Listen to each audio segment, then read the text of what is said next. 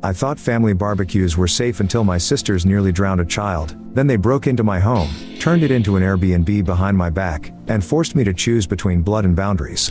I used to think family drama was something you survive by laughing at it. Then my sisters tried to shove me into a pool while I was holding someone else's toddler, and the laughter dried up like sunscreen on hot concrete. I'm the middle kid, older than Ivy by 2 years, younger than Nora by 3. Growing up, the roles wrote themselves. Nora was the crowd favorite, airbrushed and loud, always on. Ivy was the sweet one, underestimated until she wasn't. I was the steady background character who fixed Wi-Fi, brought extra batteries, and left early to beat traffic. It worked because I made it work. Somewhere after college the script warped. I bought a small house with a yard and started hosting Sunday barbecues because it gave my dad an excuse to tinker with my grill and my mom a reason to bring too much potato salad.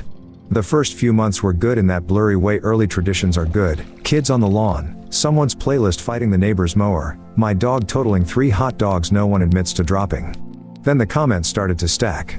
"Must be nice having a spare room," Nora said, wandering down my hallway like a real estate agent. "Ours is a closet if you blink." I said, "The spare room has my office and a daybed." She smiled like I'd confirmed her thesis. "So, spare." Ivy laughed along because that's what she does when Nora is performing. "We should just move in," she said. "Free childcare for rent." "I'm kidding." "Kind of." They weren't kidding. Not really. It was the first time I felt the temperature drop. Most weeks I let it slide. Ignoring is my superpower. But the day of Dad's late summer birthday, the energy was wrong from the moment they walked in. Their husbands were already a drink ahead. The kids were wired. My mother declared the patio dusty and began wiping spotless rails. Nora set a beach bag on my dining table like it rented space there and announced she'd invited 2 friends because you always make too much food. Ivy asked where I kept the spare swimsuits. I said I didn't have any. She blinked at me like I'd confessed to not owning forks. I grilled. I smiled. I did the thing where you check propane and pretend that's why you need to be 10 feet from the conversation. At some point, Nora decided it was hilarious that I hadn't been in my own pool yet that day. "Come on," she said, wobbling on her sandals, "you can't host and not swim." "I'm basting chicken," I said. She shouted toward the yard, "Group vote. Push him in or nah?" It was supposed to be a joke. It became something else when she charged at me with Ivy right behind her and I realized my neighbor's 2-year-old, Willow, had toddled up and was reaching for the shiny tongs in my hand. I scooped Willow first. Reflex. Dad shouted my name. Nora bumped my shoulder hard enough that my balance went prairie. Ivy's hand caught my elbow and for a second we were a physics lesson none of us had studied. I took 2 backward steps, curled around the kid, and hit the concrete with my hip instead of the water. It hurt. Willow wailed. The grill hissed like it wanted to say something. Silence. Then everyone started talking at once, too loud, too bright. "It was a joke," Nora said, voice pitched up like innocence could be retrofitted. "You weren't supposed to actually fall. You almost put a baby in the pool," I said. My voice came out quiet. The kind of quiet that makes other people blink. I handed Willow back to her dad and stood up slow, like the air had teeth. Ivy's face flushed the color of the Solo cups. "We didn't see her." "That's the point," I said. "You didn't see." Dad moved in with his hands out. "All right," he said, trying to butter the moment. "We're all excited. No harm done." "There was harm," Willow's dad said from behind me, shaking. "You just didn't get wet." I went inside without making a speech because if I started I wasn't sure I'd stop. In the kitchen I ran cold water over my scraped palm and watched pink swirl in the sink. Mom followed. "Don't make this bigger," she hissed, because she is forever negotiating with embarrassment like it's a landlord. "They tried to throw me in a pool while I was holding a toddler," I said. "It's big already." She made her church smile. "They didn't mean it." "That's a problem too." When I came back out, the party had gone brittle. Someone turned the music down. Nora was telling a story about a coworker who microwaves fish, loud and breathless, like volume could seal the crack. After cake, I told everyone we were done for the day. "Thanks for coming," I said. "I'm calling it." "You're seriously ending Dad's birthday early," Nora said, like I'd crashed a charity gala. "Because you fell down." "Because I need my house back," I said. "And because this stopped being fun." She rolled her eyes. "You've always been dramatic." There it was, the family swear. I got to my favorite part of hosting, locking the door behind people, and then did something I should have done 6 barbecues ago. I started a list. Boundaries. The real kind. No more surprise guests. No open door afternoons. If you drink, you hydrate and you leave by dark. If you're here, you help. If you can't help, you go home. If you make fun of the rules, congratulations, the consequence is not seeing me. I wrote them in the Notes app because that's where I keep my grocery lists and my better selves. I slept like a person who had finally told his nervous system there was a plan. The next morning, Nora sent a text to the family chat. He's mad because we pranked him and he tripped. Whatever. Ivy added 12 crying laughing emojis because nothing is as funny as complicity with plausible deniability. I didn't respond there. I sent them each the boundaries one-on-one. I removed the restaurant voice. I wrote like the person who owns the deed to the house. Nora, this is insane. We're family. We don't need rules to visit you. Me, we do. Ivy, are you seriously punishing us for having fun? Me, I'm preventing you from mistaking me for a prop. Nora blocked me for a day, then unblocked because she needs an audience. Ivy stopped texting and started forwarding my messages to Mom, who called to ask if I could be more flexible. I said I'd been Gumby for 5 years and my green suit was at the cleaners. 2 weekends later, Mom and Dad asked if they could come by to smooth things over. They stood in my entryway like canvassers for a cult of normalcy. I offered water because hydrating is my religion now. Mom began with her favorite spell. We love you, she said. We hate to see everyone fractured. Dad added, your sisters feel like you hate them. I don't, I said. I hate that they treat my house like an Airbnb they didn't book. Dad squinted. You're not easy to be around when you get like this. When I get like what? I asked. Rules, he said, like the word was an allergy. Rules keep small people safe, I said, thinking of Willow's tiny fist-grabbing air. And big people honest. He held up his hands. Okay, Sheriff, he said. We'll be on our best behavior. It landed wrong, the shape of a promise without the weight. I walked them to the door. One more thing, I said. No one is allowed in my house when I'm not here. Not to grab a Tupperware, not to borrow something. I'm changing the code. Mom made a face like she'd bitten the wrong olive. We would never. You would. You have. I didn't say that out loud because I was trying to graduate from the school where every sentence has a closing argument. I changed the code. I put good locks on the side gate. I moved the spare key from under the grill to a lockbox and gave the code to exactly 2 people, my neighbor Jamie, who waters plants without texting me about it, and my friend Mateo, who owns 4 tools and knows how to use all of them. I put a camera at the side door because cameras don't gaslight you. I turned off my family chat notifications because phones do. For a few weeks, peace. My Sundays turned quiet. I made grilled peaches without guarding the tongs. I read with my feet in the shallow end and didn't feel like I was waiting to flinch. Nora posted pictures from someone else's backyard with captions about community and abundance. Ivy sent me a reel of a baby goat in pajamas with no comment, which is her way of apologizing without making the apology a scene. I took the win. Then my neighbor texted me on a Wednesday afternoon while I was at work. Hey, quick question, are Nora and Ivy supposed to be at your place? Saw them go in with a couple guys. Looked purposeful. I called immediately. No answer. I checked the camera and watched a video I still get hot watching. Nora punching in the old code, swearing when it failed, Ivy on her phone, one of their husbands standing by the gate like he was casing a stage, and then Nora holding up a phone to the keypad like she was listening for a secret word. The door clicked. They went in. 10 minutes later, a guy I didn't recognize backed into my driveway in a van and took out a folded table I keep in the garage. I drove home with my heart in that fast, ugly gear it only finds when the past decides to be present without knocking. I pulled up as the van pulled away. Nora stepped out like she'd been waiting for me to make her main character. Hey, she said, fake bright. We just grabbed a couple things. You broke in, I said. You used Mom's code. She shrugged. We needed the table for Saturday. We're out of space. You weren't answering. That's not how ownership works. Relax, she said. Family share. Get out, I said. Now.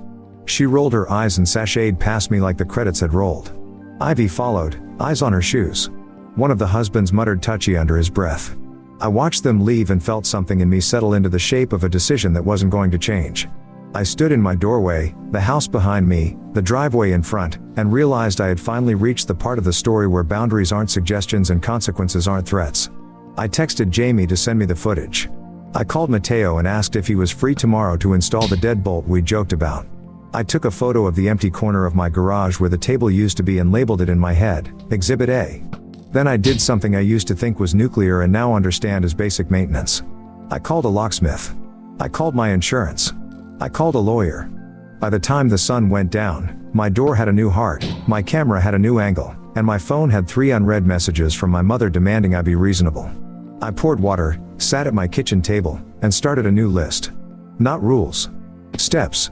Because the next part wasn't about hosting. It was about not being a set they could keep using for their show. The list I started at the kitchen table wasn't poetry. It was plumbing. Stop the leak. Dry the floor. Replace the pipe that keeps bursting because you keep pretending it doesn't.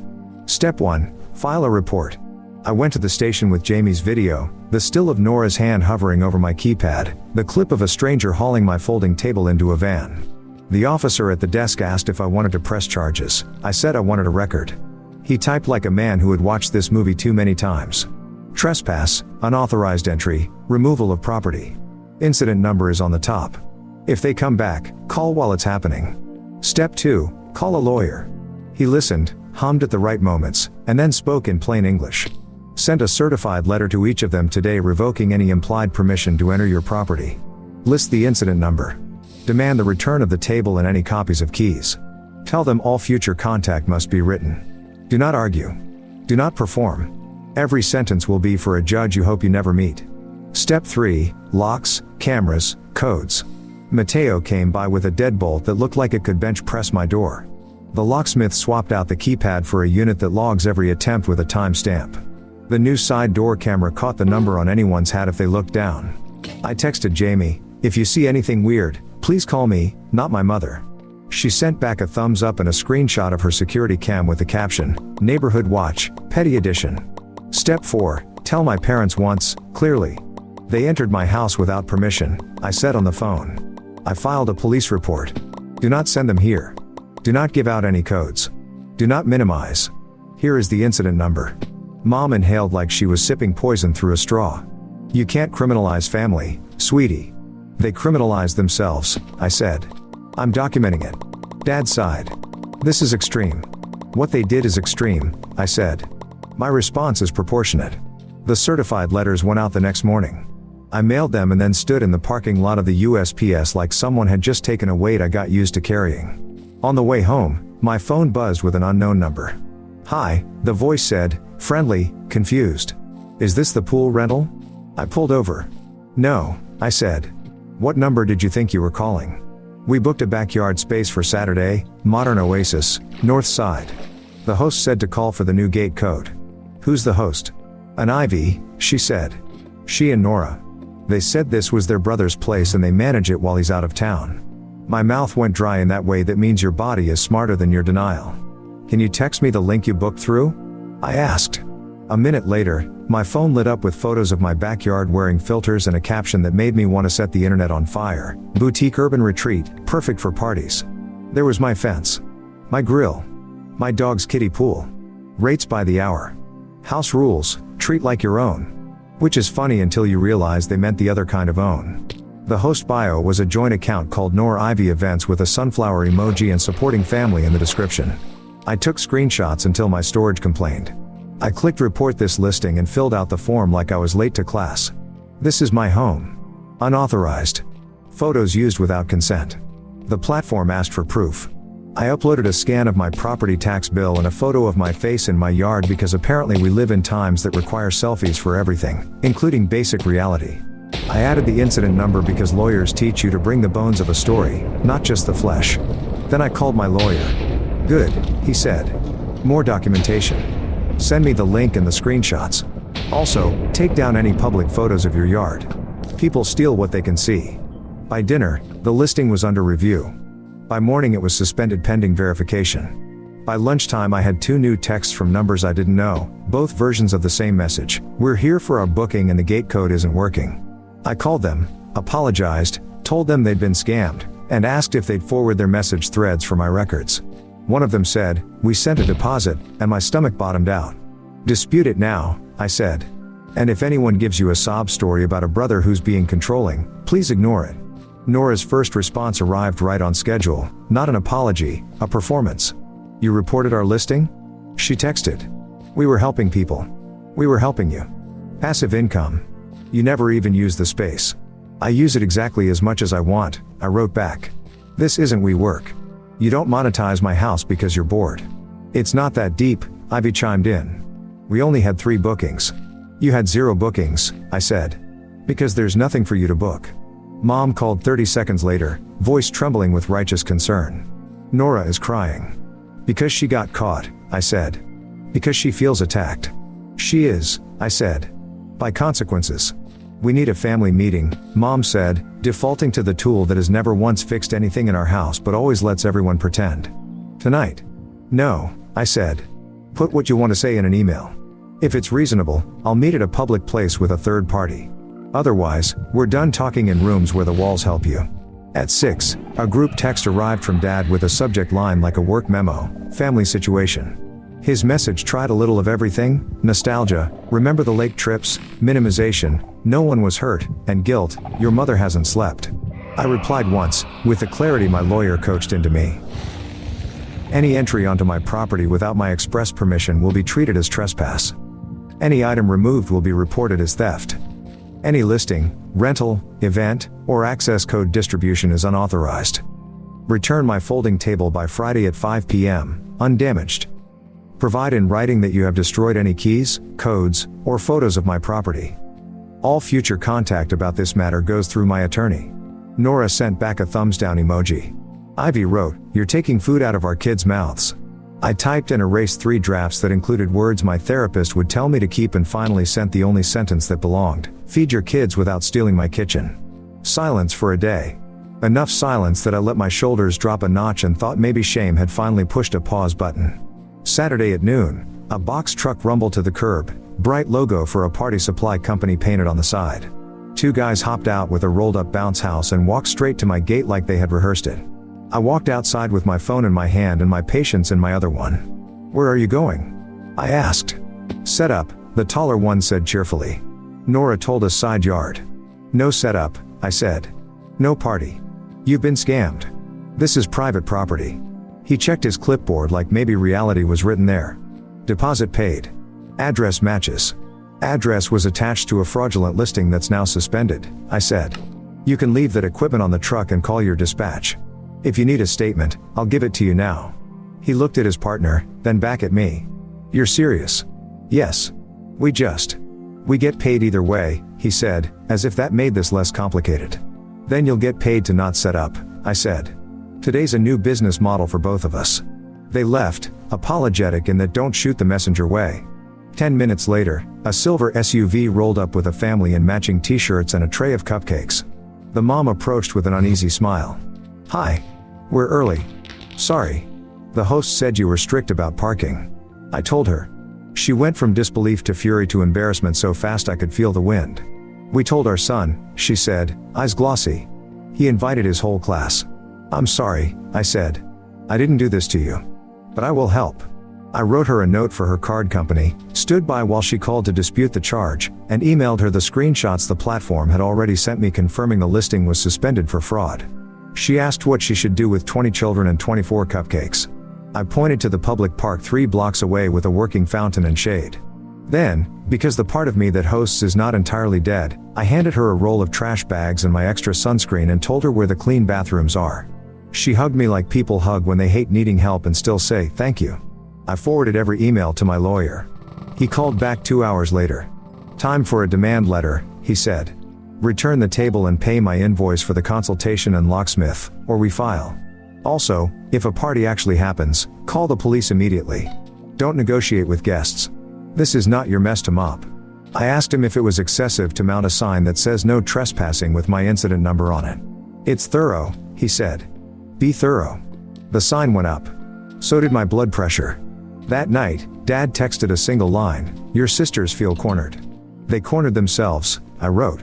Walking into my house with a van as a corner. He called. I let it go to voicemail and listened to him offer me the soft pitch, "No courts, no cops, keep it in the family."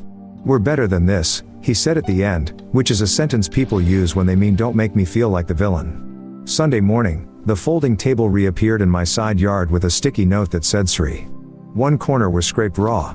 I took a photo with a ruler for scale and sent it to my lawyer.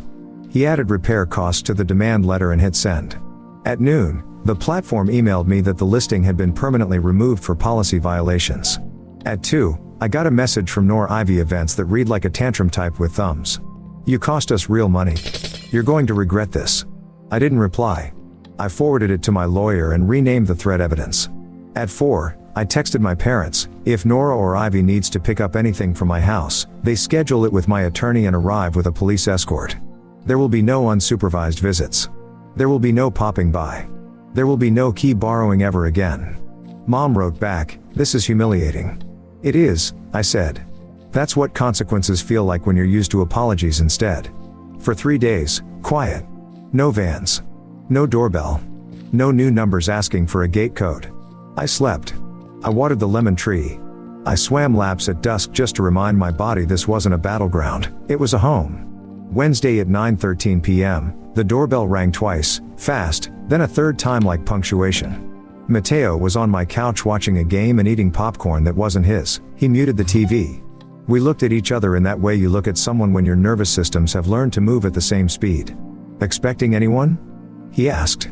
No, I said, already standing. Lights stay off, he said, already moving with me. We checked the camera. 2 figures at the side gate. Baseball caps. Hoodies. A third shape a little back, pacing. The closer one bent to the keypad and tried a code, then another, then another. The log on my phone lit up with attempt denied like a slot machine with its eyes shut. My phone buzzed with a text from an unknown number, we're here to get our stuff. Don't make this ugly. Another, open the door like an adult. Mateo's voice was steady. Call now.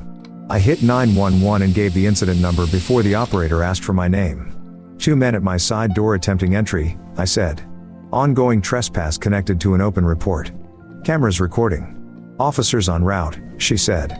Stay on the line. Do not engage. Outside, the knob on the side door rattled harder, an impatient hand meeting a lock that knew how to hold. Someone muttered, he changed it, like I had broken a contract we never signed. The wood made a sound I hate and always will, a small, warning groan, old screws thinking about retirement. I walked to the hallway and stood where my voice would carry through the door without carrying me with it. This is trespassing, I said, loud and even. Police are on the way. Leave now. Silence. Then a familiar voice, one of the husbands, the one who calls me touchy, said, it's family. You can't call the cops on family. I can, I said. And I did. Another hand on the knob. Another groan from the frame. The operator in my ear said, sir, are they forcing entry? Trying, I said. The next 30 minutes were going to decide the next 5 years. I could feel it in my teeth. The side yard motion light clicked on like a witness waking up. Tires hissed at the corner. Somewhere down the block, a siren sang a long note and turned. Officers are close, the operator said. Do you see them? I didn't answer because on the other side of my door, the world made a choice. The siren slid closer, one long note, then a quick breath, and the operator in my ear said, officers are close. Do you see them? Headlights swept the side yard. 2 red-blue halos painted my fence. On the other side of my door, the knob stopped rattling. Shoes scraped concrete. A voice outside, firm, amplified enough to steal bravado, police. Step away from the door. Hands where I can see them. Silence. Then the sound of a decision being made by people who aren't used to making good ones quickly, a shuffle, a muttered it's fine, and then the scuff of surrender. I cracked the door to the kitchen, keeping the chain on. 2 officers stood in the beam of the motion light. One held a flashlight angled toward the ground so the shadows didn't have places to hide. The other kept his hand near his belt and his eyes on the 2 men by my gate, my brothers-in-law, caps low, shoulders squared like that could change the facts. Name? The female officer asked them. They gave first names like that would make this a conversation, not a report. And relation? Family, the taller one said, chin up. We're picking up our stuff. The male officer looked at me. You the homeowner? Yes, I said. Incident numbers in your system. Trespass last week, unauthorized entry with property removed. Cameras recording. They've been warned. I have certified letters revoking any permission. He nodded once, crisp. Stay inside for now, sir. To the men, IDs. Slowly. They handed over wallets, cheeks tight. The beam moved across plastic. Dispatch whispered in someone's ear I couldn't hear. The taller one tried charm. This is ridiculous. It's family. The officer didn't blink. This is a locked home. You were attempting entry. That's trespassing at minimum. If you've damaged this door it becomes something else. I didn't damage anything, he snapped. You rattled it like you were trying to, she said, deadpan. And you got caught. Her partner gestured at the keypad. You tried 3 codes in under a minute. We can see that.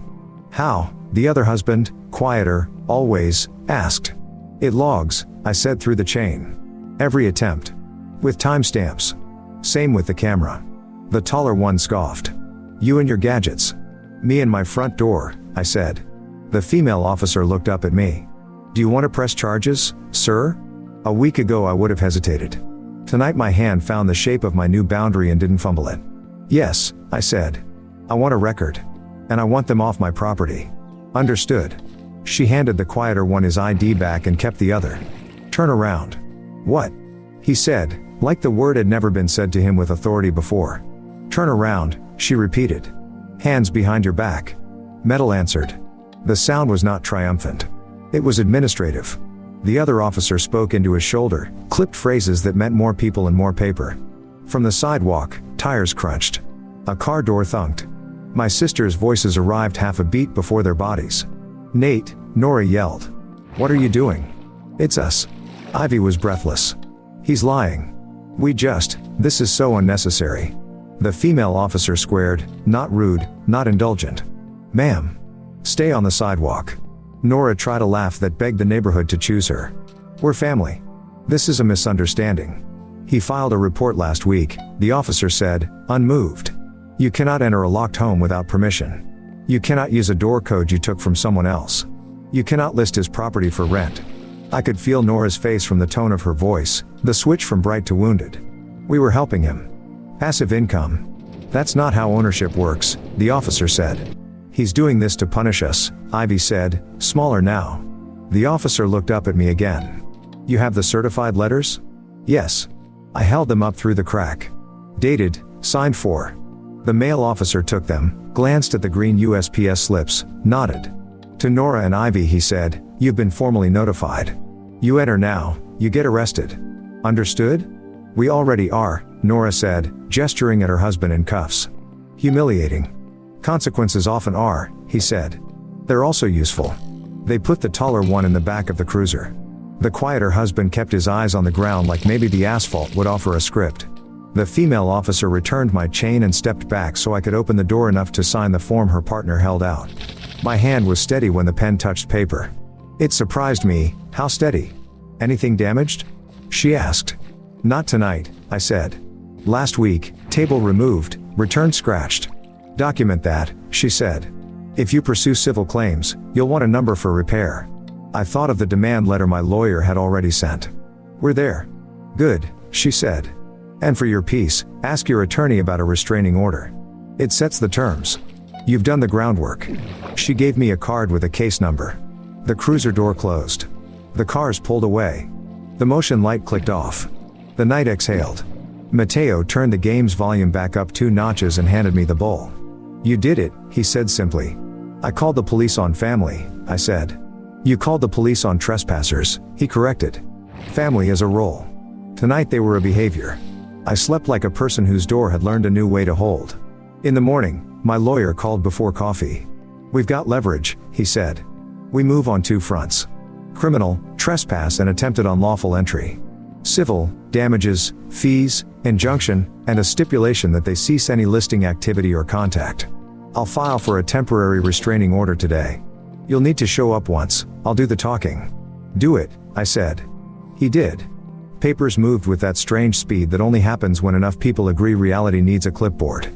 A judge signed a temporary order by the end of the day, no approaching my house within 100 feet, no contact outside counsel, no third-party messages, which made me feel seen, an explicit prohibition on any rental listings or distribution of codes. Hearing set for 2 weeks out. My parents called twice and left 1 voicemail that sounded like a compromise trying to dress itself as wisdom. Let's handle this privately, Dad said. No need for courts. This is private, I texted back. Private is paper I can enforce. For 2 days, quiet. The kind that feels like the refrigerator finally shut up. Then Nora posted a story, white text on a beige background, the internet's favorite tone, about a brother who weaponizes the police with a long paragraph about empathy and community and keeping it in the family. She didn't use my name. She didn't have to.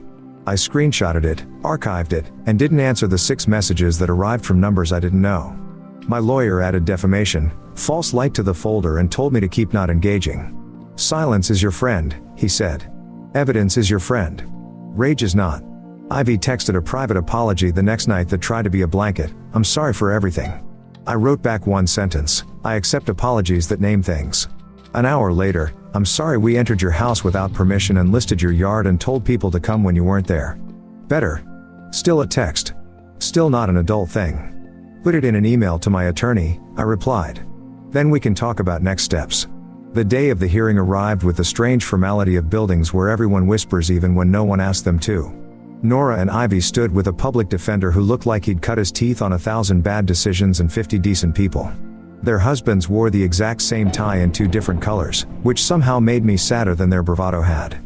The judge, square, skeptical, efficient, read quietly for a long minute, lips moving.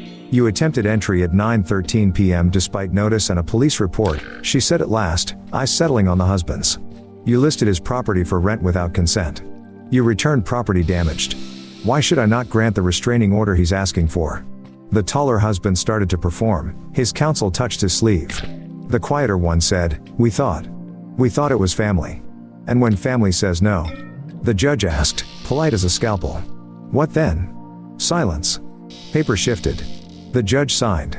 Temporary became 6 months, with a note, renewable upon request. On the civil matter, my lawyer said, rising. We can settle or proceed. Their counsel asked for a recess. We stood in a small beige room where bad coffee goes to be ignored. The offer was clumsy at first, half locksmith costs, no fees, a promise to delete photos if we deleted the posts. My lawyer smiled like a man who enjoys a good word problem. He went slow. He made a list.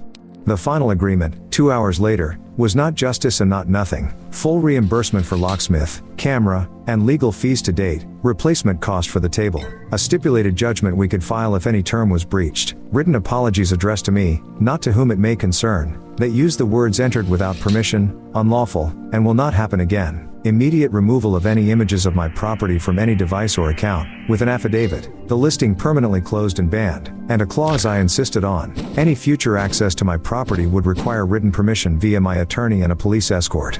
Harsh, Nora muttered. Clear, I said. I didn't ask for $1 beyond costs. Not because I'm a saint, because I've learned money knows how to masquerade as resolution. I wanted paper. I wanted the shape of no to be something the city would help me hold. The apologies arrived 2 days later, emails to my attorney, CC to me.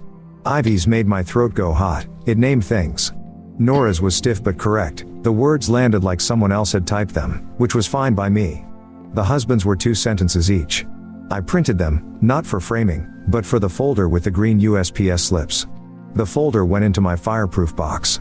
I put the key back where I keep the important ones. My parents stayed brittle for a while. Dad tried to bargain the universe down with middle child parables. Mom tried to redecorate our reality with softer language. We handled that badly, she said one afternoon, as if that were a flat tire. I let her try. Then I said, you raise daughters who think my house is a resource, not a relationship. I'm correcting the syllabus. She winced and then did the work she started to learn. We taught them the wrong thing and called it love, she said. We're unlearning. We don't have barbecues at my place now. Not like before. I host small things on purpose. My neighbor Jamie and her kid, Mateo, who brings beer he picks for the label art. My dad, once, on a Tuesday afternoon, when the light was good and he wanted to learn how to balance the chemicals without guessing. We talk like people who understand that repair is quiet and long. Nora and Ivy text me occasional updates filtered through my attorney, a school photo, a question about whether they can drop off a bag on the porch, scheduled, with escort. I say yes sometimes, a link to a fundraiser for someone else. I don't follow them online. I don't read the beige stories. When my phone shows me a memory of the old barbecues, I let it run without correcting the captions. A month after the order, Willow's dad knocked on my door holding a tiny hand in his, 2 popsicles in the other. She wanted to say hi, he said, like a peace offering that also tasted good. Willow waved like toddlers wave, whole arm, body following. You saved me from the pool, she told me solemnly, even though that's not how memory works. I'm good at water now. You are, I said. Me too. We sat on the steps and let the popsicles drip down our wrists. He asked how it went and I said, boring, and meant it as praise. He said, "Boring sounds perfect." We watched his kid count clouds and pretend they were boats. We listened to my neighbor's wind chimes figure out a song. The lemon tree shook its leaves like applause. I hung a small sign by my gate the next day, under the no trespassing plaque with the incident number. It said, simply, guests by invitation. Family by behavior. No one commented on it. It wasn't for the internet. It was for me. When the 6 months were nearly up, my lawyer asked if I wanted to renew the order. I looked at the last half year, no midnight knocks, no vans, no cupcake caravans, and said, yes. Not because I expected another attempt. Because peace had taught me it likes company. I haven't forgiven everything. I don't say that like a cliffhanger. I say it like a weather report. Some storms move on, some teach you which windows to replace. My sisters might someday learn to call before they assume a door will open. They might not.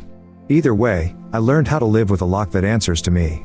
If you need a neat ending, I don't have one. I have a house that finally feels like home at night.